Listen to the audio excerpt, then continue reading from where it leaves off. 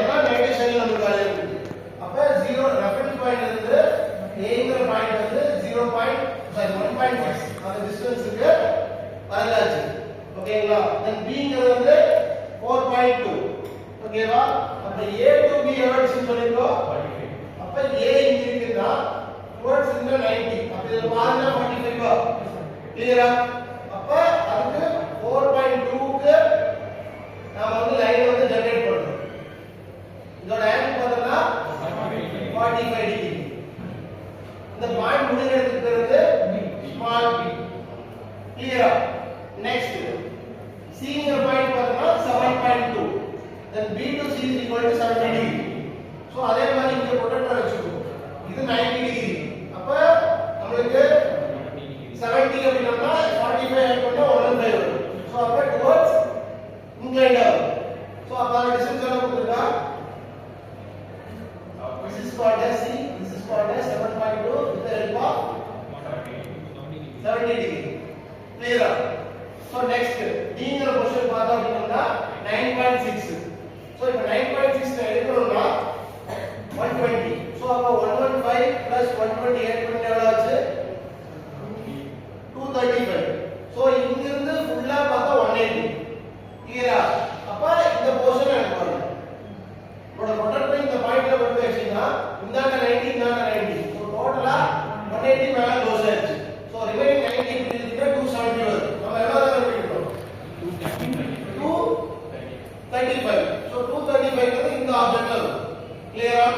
so அப்ப 235 இந்த ஆப்ஜெக்ட்ல எடுத்தோம் அப்படினா from the distance of 9.6 the respective of angle of 120 degree.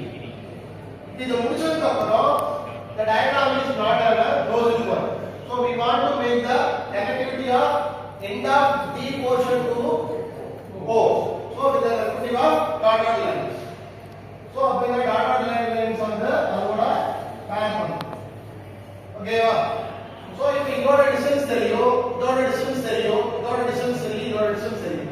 how we want to measure the distance? how much அப்படிங்கறது சொல்லுவாங்க measure பண்ணி. so அப்ப respective of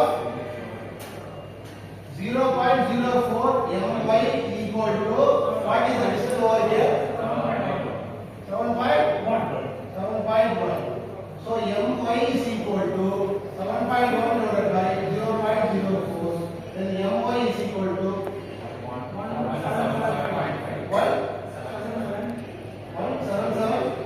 177.5 kg. clear? இப்போ the respective of this angle, what is the angle to that?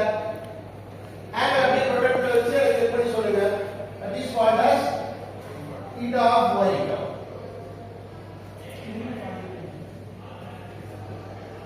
இதோட protector இத வந்து 0 வச்சு இப்படி வச்சேன்னா அதோட கோஇன்சிடென்ஸ் போடும்.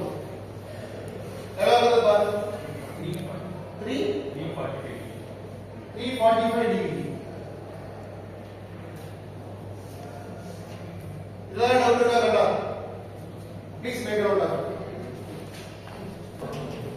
ஏன்னா கப்பல் பாலிக்கு டயகிராம்ல ஏதாவது டிஃபிகல்டிஸ் இருக்கா? how to construct the diagram?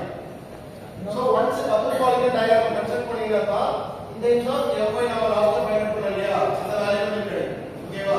so கிடைச்சிருக்க value வச்சு we want to calculate the centrifugal force diagram.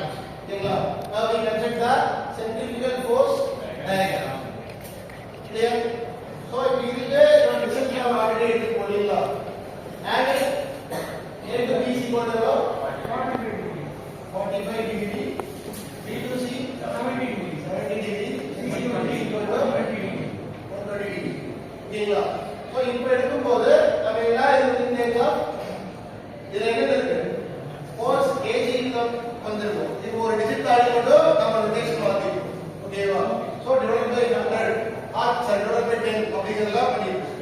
so அப்ப from the value reference value. so v diagramல small a எடுத்துக்கோம். இங்க a dash அப்படிங்கற சிம்பல் ரொட்டேஷன் கொடுக்கும். ஓகேங்களா? from reference point 0 ல இருந்து a க்கு வரும். இது எல்லாமே டென்ஷன் பாசிட்டிவ் சைடுல தான் இருக்கு. so there is no negative sign in this value. so அப்ப we want to travel like this.